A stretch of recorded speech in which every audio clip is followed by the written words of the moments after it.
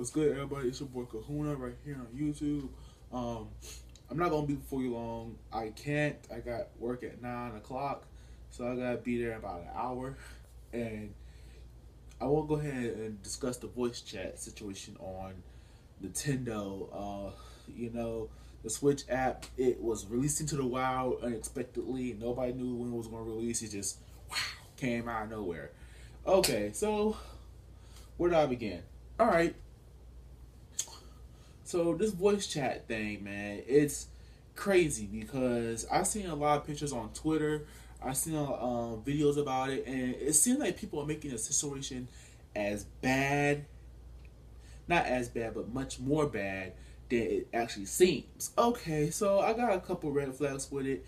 I'm gonna go ahead and get straight to the point with the red flags right now. Start now. So my first red flag was how the app had to be active. No sleep mode, no other apps running. It doesn't run in the background. That app's got to be on.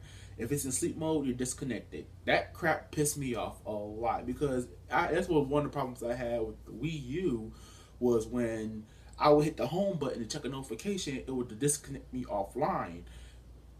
I don't like it that the fact that my app that I'm using for voice chat is going to disconnect me offline when I go do anything else.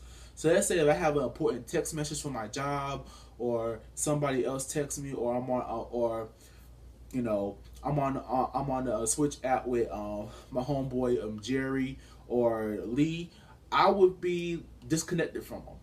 That shit pissed me off because that is stupid design. Why does this cut you off when I go do something else in the background? Why can't this app run it in the background? That's a big question. That's my big red flag. That's a design choice that mind boggles me. All right.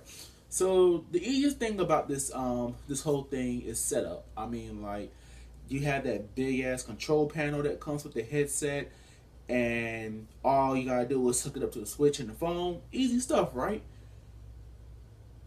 Yeah, it's easy to hook up, but there's a big thing that a lot of people are not talking about, and that's length. So let's say that you're one of those guys who have their Switch and you like to play your games far away from the TV. If that cord is not able to reach to your Switch in your phone, then you're gonna have a problem. It's like, what if you get up? What if you get up to a match or you are losing and for some odd reason rage quit, and you tug that string? That's that might mess up your Switch. You know, that's a big thing for me. Again, back to the application itself though. The application not running in the background that causes power consumption, the length of the cord, that all seems to be big red flags, right? I said the easiest thing about this is setup. That's the only thing is easy to set up, but it's a unnecessary process. It's tedious.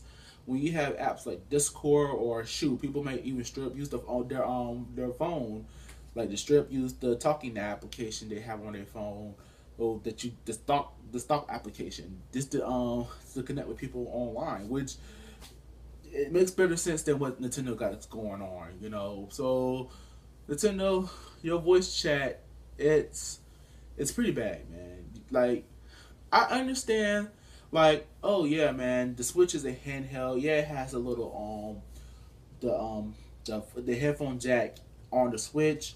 Okay, so yeah, just use your smartphone. You know, I wouldn't have a problem with that if I can just put my phone in sleep mode to save power, or it can run it in the background. I would not have a problem with that at all.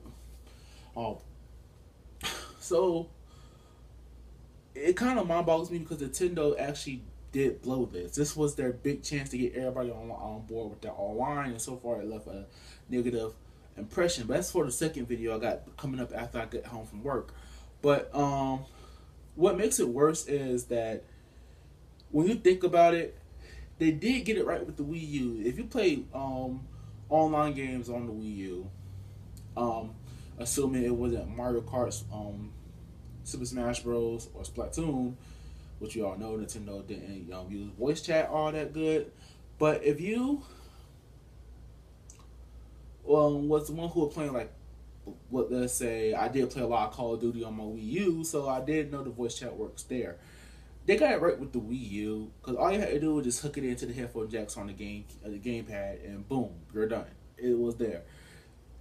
That's why I always use the gamepad a lot because I could just hook it up into my gamepad and just talk away.